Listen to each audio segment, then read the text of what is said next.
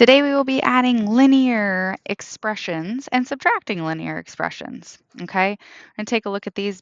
We are combining like terms here. Okay, simplifying and combining like terms. All right, when we are adding linear expressions and they have these parentheses, this plus sign needs to get distributed to everything inside that parentheses after it because they're saying everything in here is positive. Okay, we're taking the positive value of everything. Well, not necessarily a positive value. We're multiplying it by a positive. Okay, so this leaves us with 8x plus 7, and then positive 1. There's that imaginary coefficient times 5x is positive 5x. And then positive 1 times positive 7 is just plus 7. You'll notice that when you multiply by positive 1, it doesn't actually change any of the values inside that parentheses. So really you can just keep it all the same, but when we get into subtracting, it is going to make a difference. So that's why I'm showing it to you this way. Okay. From here, we're just combining like terms. We have positive 8x and positive 5x. When we add those, we get 13x. And then we have positive 7 and positive 7. When we add those, we get 14. This is my combined linear expression after it is fully simplified. Okay, let's take a look at another one. This second one, the negative 2x is going to stay exactly the same, plus 9. And then again, when we multiply by that positive 1 coefficient, it doesn't actually change anything inside the parentheses. So we continue to keep a positive 3x and a positive 4. Okay.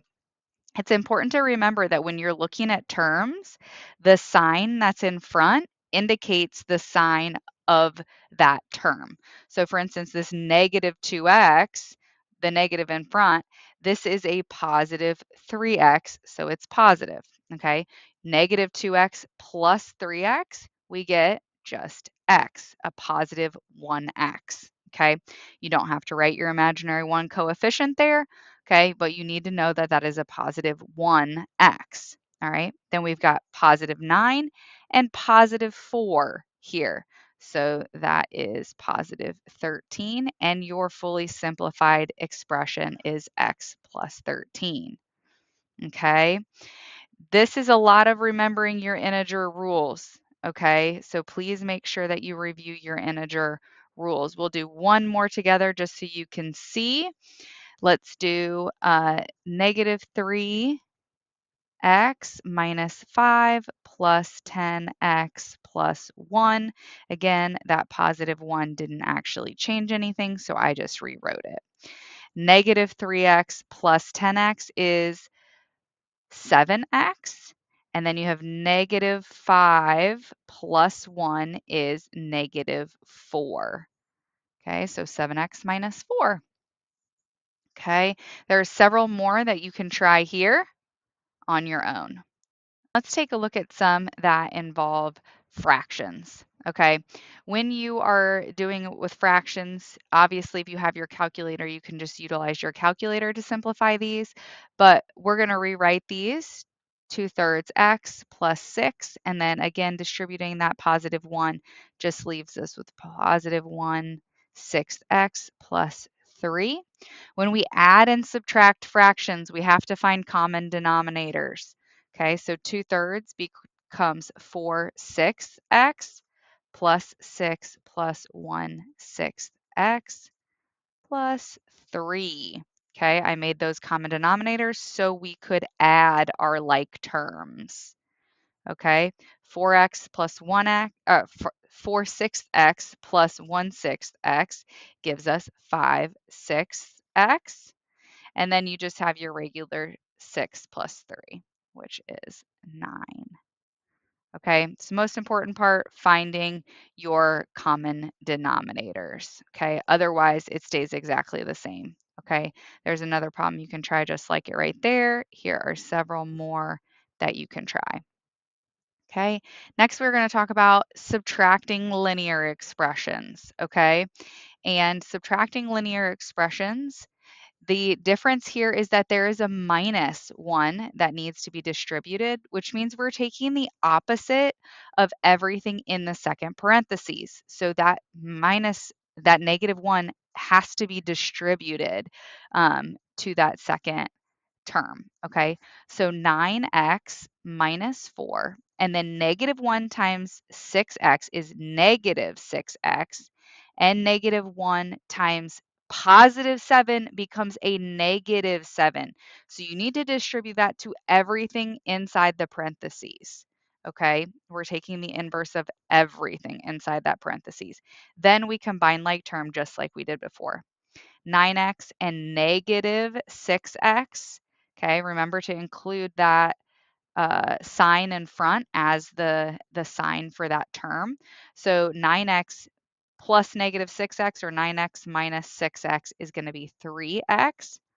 And then -4 and -7 gives you -11x. Oh, not x, -11. And that is your simplified expression there. Okay, I'll do another one here. See this -x in front? Remember, that's a 1 coefficient there. So we have -1x minus 7, and then this -1 gets distributed to everything in the second parentheses. So -1 times -8 becomes +8x. -1 times -9 becomes +9. Okay, again, combining our like terms, -1x plus 8x becomes 7x, and -7 plus 9 becomes +2. And that is your simplified expression there. Okay, several more to try like that here for you. And let's do one with some fractions. They wanted to make it real difficult and give you lots of different denominators. But the important part here is, look, if we have 2/3 x minus 5/8, and then we distribute our -1 rather, you get -4/15 x plus, or sorry, not plus, minus 1/4. Okay. When we combine our like terms, we can look and we only need common denominators between the terms that we are combining. Okay, so 2/3 x and -4/15 x, their common denominator can be 15. Okay, so 3 times 5 is 15, so 2 times 5 is 10x. And then our denominator, common denominator between 5/8 and -5/8 and -1/4 can be 8. So my -5/8 will stay the same. And then this -4/15 is going to stay the same because we picked 15 as that common denominator. And then the 1/4 becomes 2/8.